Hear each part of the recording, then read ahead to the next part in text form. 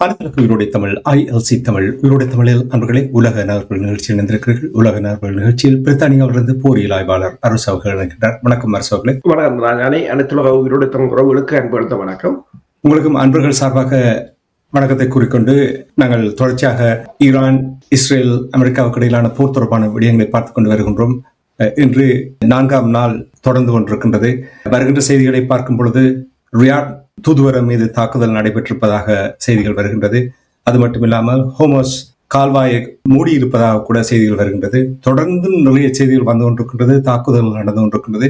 இப்பொழுதுள்ள நிலைமையை எங்களுடைய உறவுகளுக்கு கூறுவீர்களா? அது அமெரிக்காவின் சவுதி அரேபியாவில் இருக்கின்ற தூதரகம் தாக்கப்பட்டிருக்கின்றது. அமெரிக்கா நேற்று இரவே சொல்லியிருந்தது ஜோர்டானில் இருக்கின்ற தூதரக ஊழியர்களை உடனடியாக அதிலிருந்து வெளியேறுமாறு. அதாவது எந்த நாட்டிலும் தங்களால் பாதுகாப்பை வழங்க முடியாது என்பதை நிரூபித்திருக்கிறார்கள். சைப்ரஸில் இருக்கின்ற தூதரக ஊழியர்களும் தூதரகத்துக்குள் செல்ல வேண்டாம் என்று கூறப்பட்டிருக்கின்றது. ஈராக்கில் இருக்கிற தூதரகத்தை, அமெரிக்க தூதரகத்தை மீதும் அமெரிக்க வாகனங்கள் மீதும் கடுமையான தாக்குதல்களை அந்த மக்களே நடத்தி கொண்டிருக்கிறார்கள். பஹ்ரைனில் மக்கள் கிளர்ந்தெழுந்திருக்கிறார்கள். அவர்கள் பஹ்ரைன் அரசுக்கு எதிராகவும், அதாவது அமெரிக்காவுடன் நிற்பதற்காக அமெரிக்கா இஸ்ரேலியர்கள் அங்கு தங்கி இருப்பவர்களுக்கு எதிராகவும் தாக்குதல்கள் இடம்பெற்றுக் கொண்டிருக்கின்றன. ஈரான் மட்டும் தாக்கவில்லை, உள்ளுக்குள்ளும் கலவரங்கள் ஏற்பட்டிருப்பதாகத்தான் தெரிகிறது. பெருமளவானவர்கள் கைது செய்யப்பட்டிருக்கிறார்கள். இஸ்ரேல் தாக்குதல் நடைபெற்ற இடங்களை காட்டுவதை விடுத்து அவர்கள் அதாவது தரவைகளில் விழுகின்ற குண்டுகளைத்தான் காட்டுவதாக இஸ்ரேலிய மக்கள் அங்கிருந்து தெரிவித்துக் கொண்டிருக்கிறார்கள். அதே சமயம் இப்ப குவைத்திலும் கூட பெருமளவானவர்கள், அதாவது தகவல்கள் எங்கெங்கு ஈரான் அடித்தது என்பதை சமூக வலைத்தளங்களில் பகிர்ந்தவர்கள் பலர் கைது செய்யப்பட்டிருப்பதாக கூறப்படுகின்றது. ஏதோ ஒரு வகையில் இவர்கள் இப்போது அங்கு ஏற்படுகின்ற சேதங்களை வெளிநாடுகளில் குறைத்து காட்டி, அதாவது தங்களுக்கு அடி விழவில்லை என்பதை, அதாவது தாங்கள் பலமாக இருக்கிறோம் என்பதை காட்ட போராடி வருவதாக போலதான் தெரிகின்றது. ஆனால் அதே சமயம் அமெரிக்கா இப்போது சொல்லியிருக்கின்றது தனது படையினரில் 6 பேர் இப்போது கொல்லப்பட்டிருப்பதாகவும் 2 பேர் காணாமல் போனவர்கள் இப்போது கொல்லப்பட்டதாக தாங்கள் அறிவித்திருப்பதாகவும் அந்த இடிபாடுகளுக்கு சிக்கி இருக்கலாம் என்று கூறப்படுகிறது. அதே நேரம் 18 பேர் காயமடைந்திருக்கிறார்கள் என்று கூறுகிறார்கள். அதே சமயம் குவைத் கூறியிருக்கின்றது தனது 2 படையினர் கொல்லப்பட்டிருக்கிறார்கள் இந்த தாக்குதல்களில் என்று கூறப்படுகின்றது. இன்னும் முழுமையான இழப்புகள் எங்கிருந்தும் வரவில்லை. முற்றாக இந்த போரில் பெருமளவில் பாதிக்கப்பட்டது அதாவது பொருளாதாரம் தான் கடுமையாக பாதிக்கப்பட்டிருக்கிறது. அமேசானின் டேட்டா சென்டர்ஸ் 2 தாக்கப்பட்டிருக்கின்றது, யுஏஇயும் கட்டாரிலும். கிட்டத்தட்ட பில்லியன்ஸ் டாலர் பெறுமதியான முதலீடுகளுடன் வெளிநாடுகளில் இருந்து செய்யப்பட்ட முதலீடுகள் இன்றைக்கு பூச்சிய விலைக்கு வந்திருக்கின்றன. மேலும் நீங்கள் பார்த்தீங்கன்னு சொன்னா இந்த சாஜா நேஷனல் ஆயில் கம்பெனியை ஹேக் பண்ணி அதிலிருந்து 1.3 ட்ரில்லியன் பைட் டேட்டாக்களை திருடி களவாடி இருப்பதாகவும், பல இடங்களில் சைபர் தாக்குதல்களும் இப்போது ஆரம்பிக்கப்பட்டிருப்பதாகவும், குவைத்தில டிரான்ஸ்ஃபார்மர்கள் தாக்கப்பட்டிருக்கிறார்கள், எரிசக்தி நிலையங்கள், பல இடங்களில் மின்சாரம் இல்லை என்று கூறப்படுகின்றது. அதே போலதான் ஏனைய மத்திய கிழக்கு நாடுகளிலும் அவ்வாறுதான் கூறப்படுகின்றது. அதே சமயம் 3வது நாளாக இஸ்ரேல் மீது ஏவுகணை தாக்குதலை ஈரான் தொடர்ந்து மேற்கொண்டு கொண்டுதான் இருக்கின்றது. அமெரிக்காவும் இஸ்ரேலும் தொடர்ச்சியாக தாங்கள் ஈரான் ஏவுகணை பலத்தை அழித்து விட்டோம் அல்லது அவர்களின் வெஹிக்கிள்களை தாக்கி அளிக்கிறோம் என்று சட்டலைட் படங்களை கூட போட்டுக் கொண்டிருக்கிறார்கள். இருந்த போதும் ஈரான் ஏவுகணை நின்ற பாடாக இல்லை. அவர் நிதானமாக தொடர்ச்சியாக எதிரிகளை அந்த மத்திய கிழக்கு பிராந்தியத்தை 3வது நாளாக முடக்கிவிட்டார்கள். அதாவது கிட்டத்தட்ட இங்கிருந்து ஈரானிலிருந்து சைப்ரஸ் வரையிலும் அத்தனை ஏரியாக்களையும் மத்திய கிழக்கு நாடுகளையும் இஸ்ரேலையும் கூட முடக்கி இருக்கிறார்கள். உலகத்தின் சூப்பர் பவர் என்று சொல்கின்ற அமெரிக்காவால் கூட எதுவும் செய்ய முடியாத நிலை இருக்கின்றது. சவுதி அமைச்சர்கள் கூறியிருக்கிறார்கள் தங்களை அமெரிக்கா கைவிட்டு விட்டது என்று. பலருக்கு நம்பிக்கை இனம் வந்திருக்கின்றது, இவர்களால் எங்களை பாதுகாக்க முடியாது என்ற ஒரு நம்பிக்கை இனம் வந்திருக்கின்றது, எந்த முதலீடுகளையும் செய்ய முடியாது என்று. அதாவது இப்ப வெளிநாட்டு ஊடகங்களை பார்த்தீர்கள் சொன்னால் அவர்கள் பலவற்றை சொல்கிறார்கள். ஒன்று, முதலீடுகளை செய்ய முடியாது, முதலீட்டாளர்களின் நம்பிக்கை சிதறி போய்விட்டது. அடுத்ததாக சுற்றுலாத்துறை, இப்ப கட்டாராக இருக்கலாம், ஏனைய நாடுகளாக இருக்கலாம், சுற்றுலாத்துறை ஒரு மிகவும் முக்கியமான துறையாக இருந்தது, அது முற்றாக முடங்கி போய்விட்டது. எரிபொருள் இப்ப சவுதியின் மிகப்பெரிய ஒரு அரம்கோ எண்ணெய் சுத்திகரிப்பு நிலையம் வேர்ல்டிலேயே மிகப்பெரியது. கிட்டத்தட்ட ஒரு நாளைக்கு 5,50,000 பேரல்கள், அதிலும் பெருமளவான டீசல்கள் ஐரோப்பிய ஒன்றியத்துக்கு வருவது. ஐரோப்பிய ஒன்றியத்துக்கு மிக கடுமையான இழப்புகள் ஏற்பட்டிருக்கின்றது. ஏற்கனவே ரஷ்யாவிலிருந்து வெளியேறிவிட்டார்கள். அமெரிக்கா இவர்களுக்கான எல்என்ஜியை கொடுத்து கொண்டிருந்தது. ஆனால் அந்த எல்என்ஜி என்றது லிக்விட் பெட்ரோலியம் கேஸ் அதன் கப்பல்கள் இதோடு 4வது கப்பல் தாக்கப்பட்டிருக்கின்றது. கடலுக்கடியால் செல்கின்ற சிறிய நீர்மூழ்கி கப்பல்களாலும் தாக்கப்பட்டதாக கூறப்படுகின்றது. ஷஹீத் 136 விமானத்தால் தாக்கப்பட்டதாக கூறப்படுகின்றது. அதாவது ஷஹீத் 136 ஒரு $20,000 to $50,000 பெறுமதியான அந்த விமானத்தை இவர்களால் கட்டுப்படுத்த முடியாத அளவுக்கு நிற்கிறது. அது சைப்ரஸ் வரையும் பறக்கிறது, இஸ்ரேலை கடந்து அங்கால சைப்ரஸ் மேற்கு இஸ்ரேல் வரையும் அது பறக்கிறது. அது தான் இணைச்ச இடங்களை தாக்குகிறது. உலகத்தை சுட்டு வீழ்த்தினாலும் இவர்களால் முடியாத நிலையாக இருக்கின்றது. ஏற்கனவே 3 விமானங்களை இழந்திருந்தார்கள். நேற்று நாங்கள் பேசியிருந்தோம் 3. ஆனால் இப்ப குவைத்தின் எம்பசி சொன்னது செவரல் என்று சொன்னது. முதல் 1 என்றார்கள், பிறகு 3 என்றார்கள். ஆனால் செவரல் என்று சொல்லி போட்டு விட்டுட்டார்கள். இப்போது தகவல் தான் செவரல், ஆனால் இத்தனை விழுந்தது என்று யாருக்கும் தெரியாத ஒரு நிலைமையாகத்தான் இருக்கின்றது.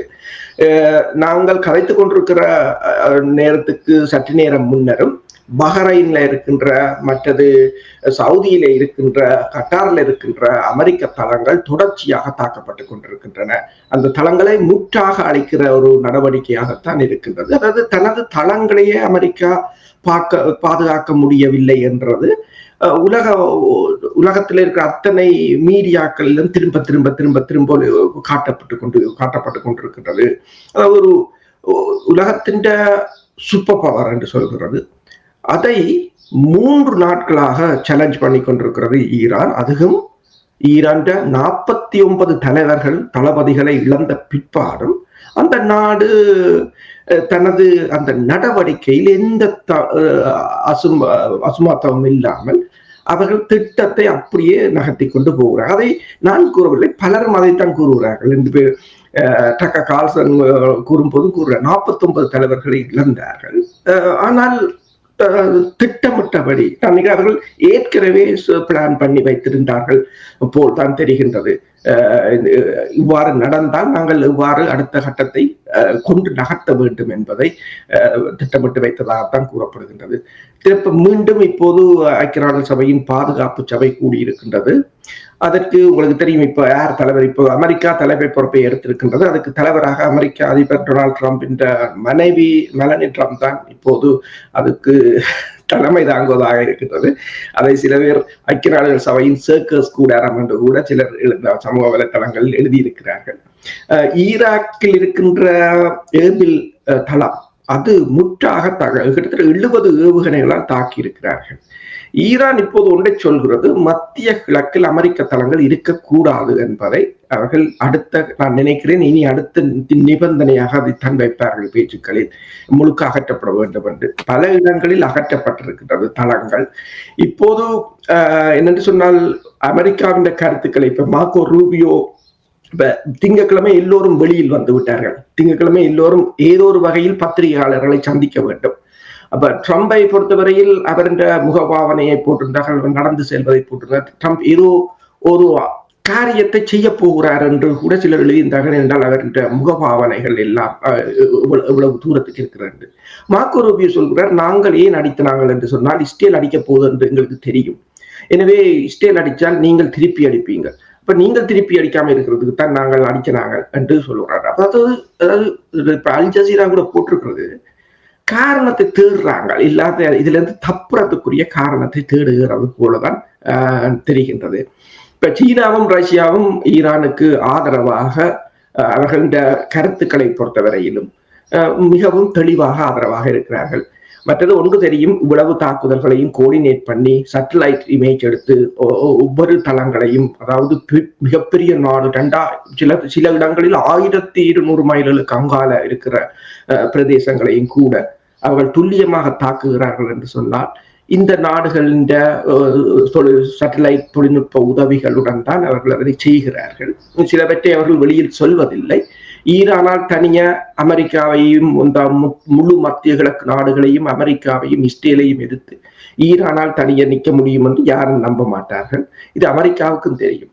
ஆனால் என்ன பிரச்சனை என்று சொன்னால், உக்ரைனில் ஒரு சண்டையை ஆரம்பித்து விட்டு இவர்கள் எல்லோரும் பின்னால் நின்று உக்ரைனுக்கு ஆயுதங்களை கொடுத்து, தொழில்நுட்ப உதவிகளை கொடுத்து, புலனாய்வு தகவல்களை கொடுத்து எவ்வாறு ரஷ்யாவை அளித்தார்களோ அதே ஒரு நிலைமையை ஈரானை வைத்து செய்வது போலதான் தெரிகின்றது. நீங்கள் கூறினீர்கள் மத்திய கிழக்கு நாடுகளில் அமெரிக்காவுடைய தளம் இருக்கக்கூடாது என்று. இதைத்தான் நான் நேற்று உங்களிடம் கேட்டிருந்தேன். அதற்கான பதிலை நீங்கள் தந்திருந்தீர்கள். அவ்வாறான ஒரு நிலைப்பாடு தான் இருக்கின்றது என்று சொல்லி. இனி மத்திய கிழக்கு நாடுகள் மீது ஈரான் தாக்குதல் நடத்துகிறது. அதாவது அமெரிக்காவுடைய தளங்களை குறிவைத்து தாக்குகிறது. இதே நேரத்தில் இஸ்ரேலும் மத்திய கிழக்கு நாடுகளில் தாக்குதல் சிலவற்றை மேற்கொள்வதாக கூட உறுதிப்படுத்த முடியாத செய்திகளை பார்க்கக்கூடிய இருந்தது. ஏனென்று சொன்னால், மத்திய கிழக்கு நாட்டுக்கும் ஈரானுக்கும் இடையில் இன்னும் ஆத்திரமூட்டும் ஒரு செயல்பாடாக அவர்கள் தூண்டி விடுவதற்காக செய்கின்றார்கள் என்று கூறுகிறார்கள். இதில் எவ்வளவு உண்மை இருக்கிறது? உண்மைதான். இப்ப ஈரான், அதாவது சவுதி அரேபியாவின் அரம்கோ எரிபொருள் சுத்திகரிப்பு நிலையத்தை தாங்கள் தாக்கவில்லை என்று ஈரான் தெரிவித்திருக்கின்றது. பஹ்ரைனிலும் சில இடங்களை தாங்கள் தாக்கவில்லை என்று கூறியிருக்கிறது. சில இடங்களை அவர்கள் ஒத்துக்கொண்டிருக்கிறார்கள், தாங்கள் தான் தாக்கினோம் என்று சொல்லி. சில இடங்களை தாங்கள் தாக்கவில்லை என்று. இப்ப கேள்வி எழுகிறது, யார் தாக்கினார்கள் என்ற ஒரு கேள்வி எழுகின்றது. அப்ப இதை இப்ப மேற்குள்ள ஊடகத்தில் இப்ப டக்கர் கார்ல்சன் அவரது நேர்காணலில் கூறியிருக்கின்றார், ஏற்கனவே இஸ்ரேல் இந்த சவுதி அரேபியா மற்றது ஏனைய நாடுகளுக்கு எதிராகத்தான் நிற்கின்றது. ஏனென்று சொன்னால் இவர்கள் இப்ப கட்டாரோ சவுதி அரேபியாவோ துபாயோ ஏனென்று சொன்னால் இவர்கள் எல்லோரும் இரு தேசங்கள் என்ற கொள்கைக்கு ஆதரவானவர்கள். எனவே அவர்கள் மீதான தாக்குதல்களுக்கு அங்கே மறைமுகமாக பல மொசாட் உளவாளிகள் இருக்கிறார்கள். சவுதி அரேபியா கூட பல தடவைகளில் கைது செய்திருந்தது. அப்ப உள்ளுக்குள் இருந்து சவுதி அரேபியாவுக்கு தாக்குதலை நடத்துவதாகத்தான் அவர் கூறியிருக்கின்றார். இஸ்ரேல் நேரடியாகவே சொல்லி இருக்கின்றது, அடுத்தது ஈரானுக்கு அடுத்தது துருக்கி தான் தனது அடுத்த இலக்கு என்று சொல்லி. துருக்கி ஏற்கனவே ஒரு நேட்டோ நாடு. இது எல்லை கடந்து போகும் என்ற ஒரு நிலை ஏற்பட்டிருக்கின்றது. இப்ப உதாரணம் பார்த்தீங்கன்னா சொன்னால், அரம்கோ எண்ணெய் சுத்திகரிப்பு நிலையம் ஐரோப்பாவுக்கும் அமெரிக்காவுக்கும் முக்கியமானது. அதாவது இவர்கள் கட்டுப்பாட்டை விட்டு இஸ்ரேலை இவர்கள் கட்டுப்படுத்த முடியாத ஒரு நிலைக்கு வந்துவிட்டது. இது இப்போது மீன் வளர்த்தவர்கள் மீதே பாய வேண்டிய நிலைக்கு வந்துவிட்டது. இப்ப இந்த சவுதி அரேபியாவின் இந்த மிகப்பெரிய எண்ணெய் உற்பத்தி நிலையம் ஒரு மாதத்துக்கு மூடப்படுவது என்று சொன்னால் ஐரோப்பாவால் தாங்க முடியாத ஒரு நிலை. ஆனால் இதை உருவாக்கியவர்கள் பின்னணியில் யார் என்று பார்த்தால் இஸ்ரேலாகத்தான் இருக்கிறார். இப்ப டக்கர் இன்னொன்றை கூறினார் என்னென்றால், இந்த நிறுவனங்கள், இப்ப சவுதி அரேபியா UAE போன்ற நிறுவனங்கள் அவர்களுடைய சைபர் செக்யூரிட்டியை இஸ்ரேலிய நிறுவனங்களுக்கு தான் கொடுத்திருக்கிறார்கள். அவர்களுடைய டேட்டாகளை மானிட்டர் பண்றது அதுகளை எல்லாத்தையும் இஸ்ரேலிய நிறுவனங்கள். அப்ப அவர்களால் இலகுவாக இவர்களுடைய தகவல்களை பெற முடியும். அதைத்தான் நான் பல தடவைகள் முன்னர் கூறியிருந்தேன். அதாவது இந்தியா தொடர்பாக கூறும்போது, இந்தியாவுடைய சென்ட்ரல் பேங்கின் கிளவுட் சிஸ்டம் கூகுளோடையும் மைக்ரோசாப்டோடையும் இருந்தால் அப்புறம் நீங்கள் யாருக்கு கொடுக்குறீங்களா யாருக்கு வாங்குறீங்களா எல்லாருக்கும் தெரியும்.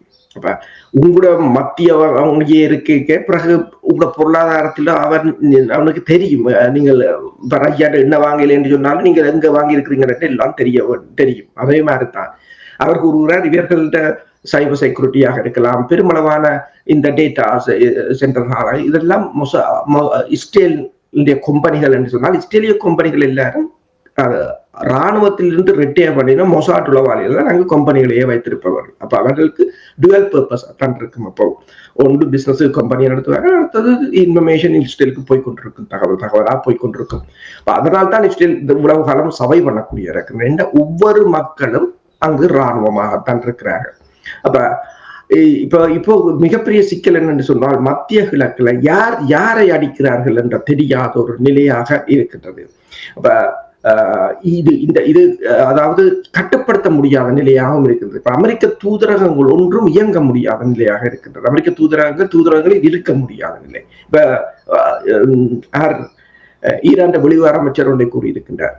அவர் கூறியிருக்கின்றார், நீங்கள் போய் கொட்டேல்களில், இப்ப நாங்கள் கொட்டேல்களை தாக்குவதாக கூறுகிறார். அவர்கள் அதை ஒப்புக்கொண்டிருக்கிறார், கொட்டேல்களை தாக்குவதை. அதுக்கு அவர் கூறியது சொன்னால், நீங்கள் தூதரங்கள் ஓடி போய் தளங்களில் பெரிய தளங்களை எல்லாம் வைத்திருந்தீர்கள், 5வது ஃபிளீட், கட்டளை மையம் என்றெல்லாம் பேர் இருக்கு. ஆனால் ஓடி போய் ஹோட்டலில் ஒழித்திருந்தால், ஹோட்டலில் ஒழிப்பதற்காக நாங்கள் உங்களை மன்னிக்க முடியாது. அப்படித்தான் அவர் கூறுகிறார். நீங்கள் ஓடி போய் ஹோட்டலில் இருக்கிறீர்கள் என்றதால நீங்கள் சிவிலியன் ஆக முடியாது என்றுதான் அவர் கூறியிருக்கின்றார். அதே போல விமானத்தையும் அவர்கள் கூறியிருக்கின்றார்கள், உங்கள் 3 விமானத்தை நீங்களே சுட்டு வீழ்த்துகிறீர்கள் என்று சொன்னால் அது உங்கள் பலவீனமாகத்தான் இருக்கலாம். அப்படி நீங்கள் வெளியில் கூறினாலும் அதுவும் உங்கள் பலவீனமாக, உங்கள் விமானத்தையே உங்களால் பாதுகாக்க முடியாத ஒரு பலவீனமாகத்தான் இருக்கும் என்று கூறியிருக்கின்றார். அதே சமயம் இன்னொன்றையும் கூறியிருக்கின்றார். குவைத் கூறியிருக்கின்றது, தங்கள் விமானங்கள் ஈரானை தாக்க வரவில்லை, தங்கள் வான்பரப்பில் தான் பறந்து கொண்டிருந்தது என்று. அப்ப அவர் கேட்டிருக்கின்றார், ஈரானை தாக்காமல் உங்கள் வான்பரப்பில் பறப்பதற்கு என்ன காரணம் என்றுதான் அவர் கேட்டிருக்கின்றார். ஆனால் குவைத் கூறியிருக்கின்றது, பல சமயங்களில் இந்த இன்டர்செப்டர் மிசைல்ஸை தாக்கும் போது அது விழுந்து பல இடங்கள் சேதமாகின்றது. எனவேதான் விமானத்தின் மூலம் இந்த ஏவுகணைகளை சுடுவதற்கு தாங்கள் விமானங்களை பயன்படுத்தியதாக அதுவும் கூறுகிறார்கள். ஜாமிங், இப்ப சைனா ஜாமிங் சிஸ்டத்தால விமானங்கள் வீழ்ந்தது ஒன்று. அதுவும் இப்போ நீங்க பார்த்தீங்கன்னு சொன்னால், அந்த 3 விமானங்கள் வீழ்ந்த பிற்பாடு ஒரு அமெரிக்காவுடைய இஸ்ரேலுடைய தாக்குதல்கள் ஓரளவு மட்டுப்படுத்தப்பட்டதாகத்தான் இருக்கின்றது என்று அவர்களுக்கும் ஒரு அச்சமாக இருக்கின்றது. எவ்வாறு விழுந்தது என்று இதுவும் தெரியாது என்னும் போது இதற்கு பின்னால் இன்னும் எவ்வளவு தொழில்நுட்பங்கள் இருக்கின்றது என்றது தெரியாமல் இருக்கின்றது. புதிய ஆயுதங்களை பயன்படுத்துகிறார்களா, அல்லது இப்ப அமெரிக்காவோ அல்லது ரஷ்யாவோ சீனாவோ தங்கள் புதிய தொழில்நுட்பத்தை, என்னென்று சொன்னால் நேட்டோவின் விமானங்கள், அமெரிக்காவின் மிகவும் முன்னணி விமானங்கள், இதில் அவர்கள் தங்கள் ஆயுதங்களை பரீட்சித்து பார்த்தால் எதிர்வரும் போரில் அவர்களுக்கு அது இலகுவாக இருக்கும். நேட்டோ ஈடுபட்டால் ரஷ்யா சீனா பார்த்து கொண்டிருக்குமா? தற்போதைய நிலையில் நேட்டோ கூறுகிறது தாங்கள் இதை உன்னிப்பாக பார்த்து கொண்டிருப்பதாகவும், ஆனால் தாங்கள் பங்கு பெற்றவில்லை என்றும் கூறியிருக்கிறது. பிரித்தானியாவும் முதலில் கூறியிருந்தது தாங்கள் இதில் பங்கு பெற்றவில்லை என்று சொல்லி. இப்போது பியோராக அமெரிக்காவையும் இஸ்ரேலையும் தான் இதில் இந்த தாக்குதலுக்கு பொறுப்பாளிகளாக இருக்கிறார்கள். ஆனால் அமெரிக்கா என்பது நேட்டோ தான், அமெரிக்காவும் நேட்டோவும் ஒன்றுதான். இவர்கள் பின்தள உதவிகளை வழங்குகிறார்கள், ஆயுத உதவிகளை வழங்குகிறார்கள். எனவேதான் இப்போ ஸ்பெயினோ பல நாடுகள் அவர்களை வெளியேற சொல்லி இருக்கின்றது தங்கள் நாடுகளின் பாதுகாப்புக்கு. சைப்ரஸ் கூட இதுவரை காலமும் முன்னர், அதாவது கடந்த வருடம் கூட சொன்னார்கள் சைப்ரஸுக்கு ஈரான் கூறியது, நீங்கள் இந்த தாக்குதலுக்கு உதவிகளை செய்து தளங்களை வழங்கினால் தாக்கப்படுவீர்கள் என்று. ஆனால் அவர்கள் நம்பவில்லை. அவர்கள் யோசித்தார்கள், அமெரிக்கா தங்களை பாதுகாக்கும், முன்னும் விழாது, இதெல்லாத்தையும் இவர்கள் சும்மா சொல்கிறார்கள் என்றுதான் யோசித்தார்கள். இவ்வளவு அடி விழுந்த அப்புறம் தான் அவர்களுக்கு தெரிகிறது இது யாராலும் எதையும் பாதுகாக்க முடியாது என்ற ஒரு நிலை. என்று சொன்னால் இன்டர்செப்டர் மிசைல்ஸை இவர்கள் இப்ப ஈரான் குவைத் கூறுகிறது தனது இன்டர்செப்டர் மிசைல்ஸ் இன்னும் ஒரு 3-4 நாளைக்கு தான் காணும் என்று கூறுகிறது. அமெரிக்காவும் அவ்வாறு யோசிக்கவில்லை, இந்த சமர் உளவு காலம் இழுபடும் என்று. இப்ப நாங்கள் கதைத்துக் கொண்டிருக்கின்ற 48வது மணி நேரமும் தொடர்ச்சியாக ஈரான் தாக்குதலை நடத்தி கொண்டிருக்கின்றது. சிலர் கேட்கிறார்கள், ஈரான் பாலிஸ்டிக் மிசைல்ஸ்கள் எல்லாம் எவ்வளவு காலத்துக்கு தாக்கு பிடிக்கும் என்று.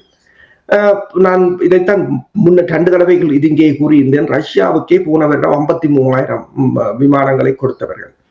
சிலர் கூறுகிறார்கள் 8,000 மிசைல்ஸ் இருக்கு ஈரானிடம் என்று. சிலர் கூறுகிறார்கள் கிட்டத்தட்ட 70,000 மிசைல்ஸ் இருக்கு. எவ்வளவு இருக்குன்னு யாருக்கும் தெரியாது. பேராசிரியர் மராண்டி கூறியது போல அவர் கூறினார், ஈரான் தனது டிஸ்போசபிள் சிலதுகளை, காலாவதியானதுகளை டிஸ்போஸ் பண்ண இருந்ததைத்தான் இப்போது பயன்படுத்துகிறார்கள் என்று சொன்னால், இவர்கள் இந்த இன்டர்செப்டர்ஸை முதலில் முடிக்க வேண்டும். அப்ப முடித்து விட்டுத்தான் அடுத்ததாக புதிய ஆயுதங்களை இறக்க வேண்டும் என்று. ஒரே ஒரு கிளஸ்டர் ஆயுதத்தை பயன்படுத்தி இருந்தார்கள். அது கடுமையாக சேதத்தை ஏற்படுத்தியிருந்தது இஸ்ரேலில். அதற்கு பிறகு அவர்கள் பயன்படுத்தவில்லை. இப்ப ஹைப்பர்சோனிக் ஏவுகணைகள் எல்லாம் பெருமளவில் பயன்படுத்தவில்லை. சீனாவின் CM302 என்றது ஆன்டிசிப்ஸ் மிசைல்ஸை கொடுத்திருந்தார்கள். அதை கூட அவர்கள் இன்னும் முறையாக பயன்படுத்தவில்லை என்றுதான் தெரிகிறது. அதே நேரம் இஸ்ரேலை பொறுத்தவரையில் கடல் கப்பல்களுக்கு ஏவுகிற ஏவுகணைகளை கூட ஈரானின் மீது ஏவுவதாக கூறப்படுகின்றது. சிலர் கேட்கிறார்கள், சில சமயங்களில் அவர்களிடம் இருக்கின்ற ஆயுதங்கள் தீருகின்ற நிலை வருகிறதா என்று. இது அவர்களிடம் நாங்கள் குறைத்து மதிப்பிட தேவையில்லை. இப்ப அவர்களிடம் ஆயுதம் குறைவாக இருக்கிறது. ஏனென்றால் உள்ள ஆயுதத்தை 4 வருட போரில் உக்ரைனில் கொடுத்து விட்டார்கள். அதுதான் அந்த பிரச்சனை. பெருமளவான ஐரோப்பிய ஒன்றிய நாடுகள் கூட வடகொரியா, தென்கொரியா, ஜப்பான் பல நாடுகளிடமிருந்து வாங்கி வாங்கி வாங்கி வாங்கி உக்ரைனுக்கு கொடுத்து விட்டார்கள். அப்ப அந்த போர் அடுத்தது காசா மீதான தாக்குதல், கடந்த 2 வருடமாக காசா மீதான தாக்குதல். அப்ப தொடர்ச்சியான போரில் அவர்கள் ஈடுபட்டதால் தற்போது இந்த ஈரான் பதில் தாக்குதல்களை எதிர்கொள்வதில் கடுச்சிரமங்களை எதிர்நோக்கி இருக்கிறார்கள். தொடர் தாக்குதல் நடந்து கொண்டிருக்கின்றது. பெய்ரூட் மீதும் இஸ்ரேல் தாக்குதல் நடத்தி இருக்கின்றது. இனி தேரானில் உள்ள நிலுஃப சதுக்கத்தின் மீது தாக்குதல் நடத்தி இருக்கிறார்கள் காலை என்ற செய்திகள் கூட வந்திருக்கிறது. இனிப்ப நீங்கள் இந்த டொனால்ட் ட்ரம்ப் தொடர்பாகவும் மார்க்கோ ரூபியோ தொடர்பாக கூறிய தொடர்பாக ஒரு கேள்வி. அதாவது டொனால்ட் ட்ரம்ப் அவர்கள் கூறுகிறார், நாடு தொடர்ச்சியாக அணு ஆயுதத்தை தயாரிப்பை நிறுத்துவதற்கும் ஆட்சி மாற்றத்தை ஏற்படுத்துவது என்று சொல்லி முழுமையாக அவர் சொல்லாவிட்டாலும் அதான் அவர்களுடைய முதல் இலக்காக இருந்தது. கடைசியான ஒரு சிறப்பான ஒரு வாய்ப்பாக இது இருந்ததன் காரணத்தினால்தான் இந்த தாக்குதலை தொடர்ந்தோம் என்று கூறுகிறார் டொனால்ட் ட்ரம்ப் அவர்கள். இதற்கு காரணம் என்னவென்றால் இப்பொழுது அமெரிக்காவில் நிறைய அழுத்தங்கள் வந்து கொண்டிருக்கின்றது. காங்கிரஸிடம் அனுமதி இல்லாமல் இந்த போரை தொடுத்தது. வருகின்ற செய்திகளை பார்க்கும் பொழுது 2 மக்கள் இந்த போரை விரும்பவில்லை என்ற தகவல்கள் தான் வந்திருக்கின்றது.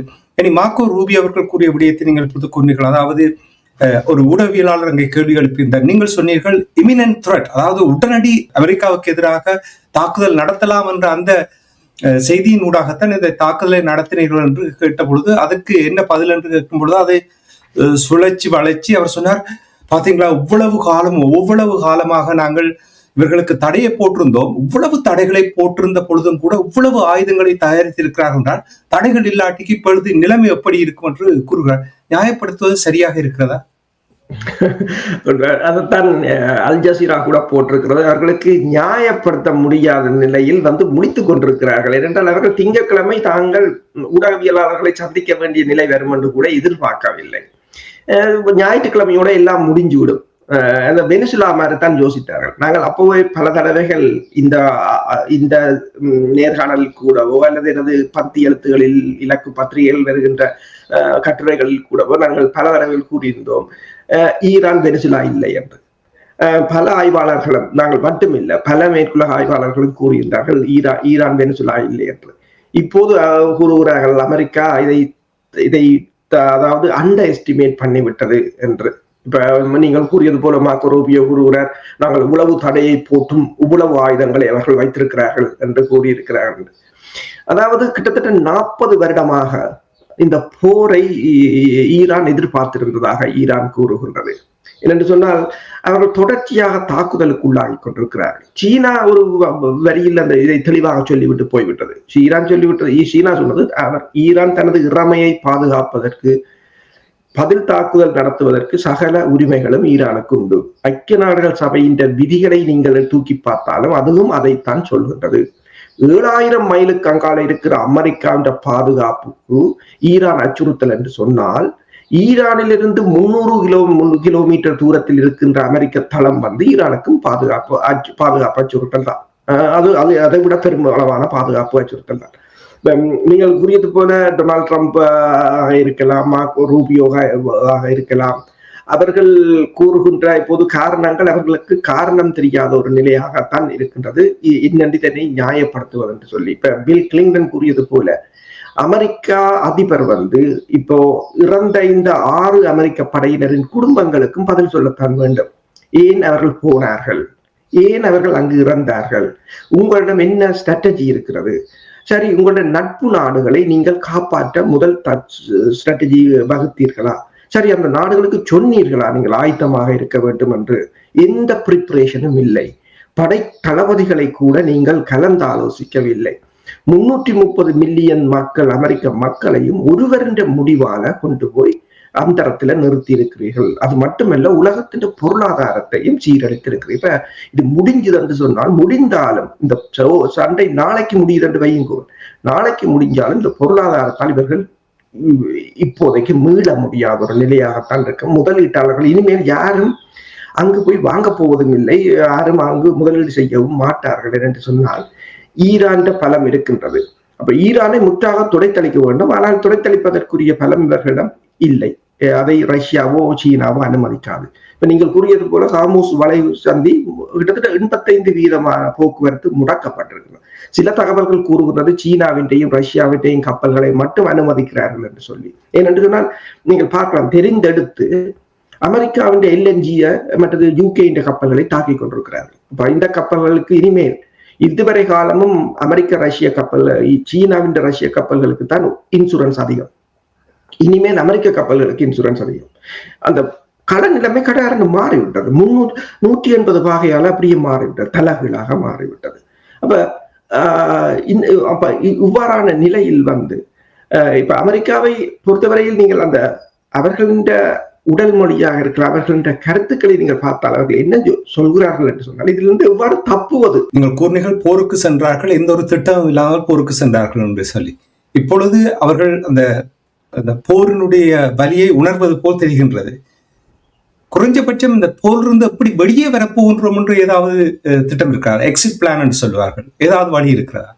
அதைத்தான் அமெரிக்க ஆய்வாளர்களும் இப்ப உதாரணமாக ஸ்காட் ரிட்டரும் கூறியிருக்கிறார் என்று சொன்னால், இவர்களிடம் இதிலிருந்து வெளியேறுவதற்குத்தான் இப்போது ட்ரை பண்ணுகிறார்கள். அது எனவேதான் பல காரணங்களை கண்டுபிடிக்கிறார்கள். நீங்கள் அடிப்பீர்கள் என்றதுக்காக நாங்கள் அடித்தோம், அல்லது உங்களுடைய ஏவுகணைகள் எங்களுக்கு பாதுகாப்பில், அப்படி இப்படி எல்லாம் ஏதோ எல்லாத்தையும் சொல்கிறார்கள்.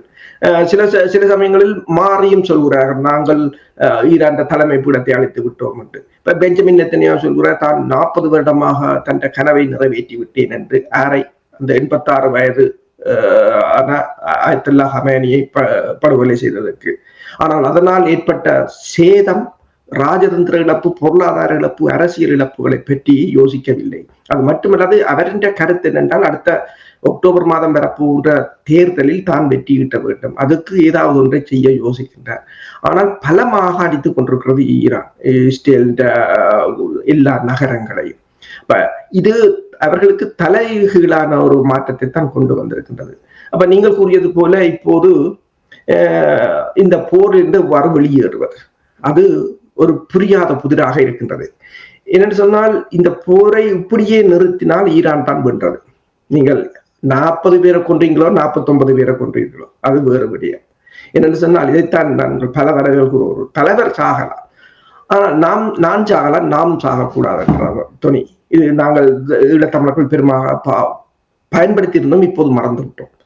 ஆனால் அதை ஈரான் நிரூபித்துக் கொண்டிருக்கின்றது. ஒரு ஆள் இறக்கலாம், ஆனால் அதற்காக ஈரான் இறந்து விடாது என்றதை அவர்கள் நிரூபித்துக் கொண்டிருக்கிறார்கள்.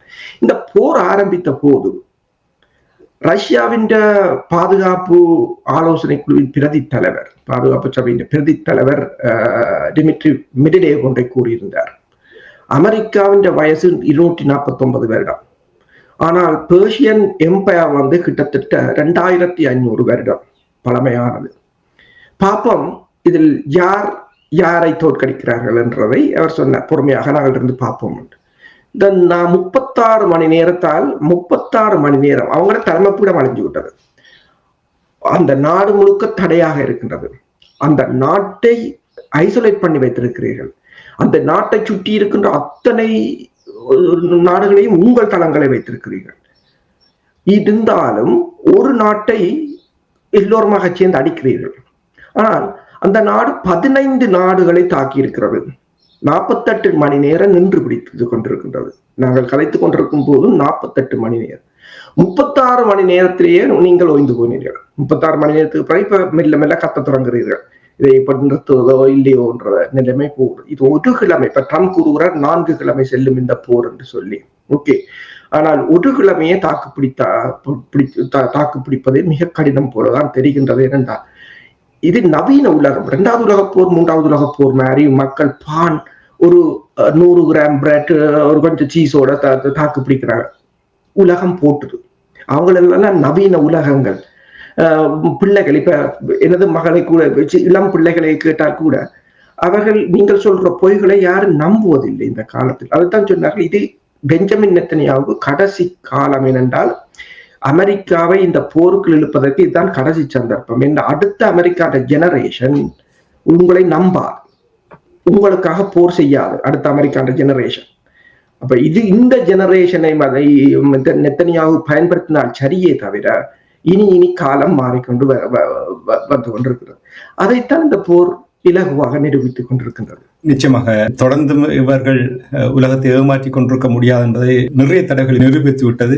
அதனுடைய உச்சக்கட்டமாகத்தான் இது பார்க்கப்படுகின்ற என்று கூறுகிறார்கள். இப்ப நீங்கள் கூறினீர்கள் 49 உயர் அதிகாரிகளையும் அந்த நாட்டின் தலைவரையும் கொன்ற பின்பும் கூட திட்டத்தின் பால் செயல்படுகிறார்கள் என்றால் இதைத்தான் இந்த plan A, plan B, plan C என்று சொல்லுவார்கள். ஒரு சரியான திட்டம் இருக்கும் என்று சொல்லுவார்கள். அதைத்தான் நீங்கள் சொன்னது எனக்கு உடனடியாக ஞாபகத்தில் வருகின்றது. நன்றி அரசுகளை இன்றைய நிகழ்ச்சியில் இணைந்து காலை நடந்த சம்பவங்களை அந்த விடயங்களை அவதானித்து எடுத்து வந்தமைக்காக நன்றியை கூறிக்கொண்டு மேலதிக தகவல்களோடு நாங்கள் இன்று மாலை மீண்டும் இணைந்து மேலதிக தகவல்களை உயிரோடு தமிழ் உறவுகளுக்கு எடுத்து வருவோம் என்று கூறிக்கொண்டு மீண்டும் சந்திப்போம். நன்றி, வணக்கம். நன்றி, வணக்கம். எமது பார்வையாளர்களுக்கு வணக்கம். மக்களின் குரலாய் ஓங்கி ஒலிக்கும் இலக்கு மின்னிதழ் மற்றும் உயிரோடை தமிழ் வானொலி ஆகிய இவ்விரு ஊடகங்களும் உங்களைப் போன்ற எமது நேயர்கள் நண்பர்களின் ஆதரவிலேயே இயங்கி வருகின்றன. மிக குறைந்த வளங்களுடன் பல இடர்கள் மற்றும் தடைகளை தாண்டி பயணிக்கும் எமது ஊடகங்களின் பணிகள் மேலும் வளர உங்களால் முடிந்த நிதியுதவியை வழங்கி இன்னும் காத்திரமான செயற்பாடுகளை முன்னெடுக்க உதவுமாறு மிகவும் பணிவன்புடன் வேண்டி நிற்கின்றோம்.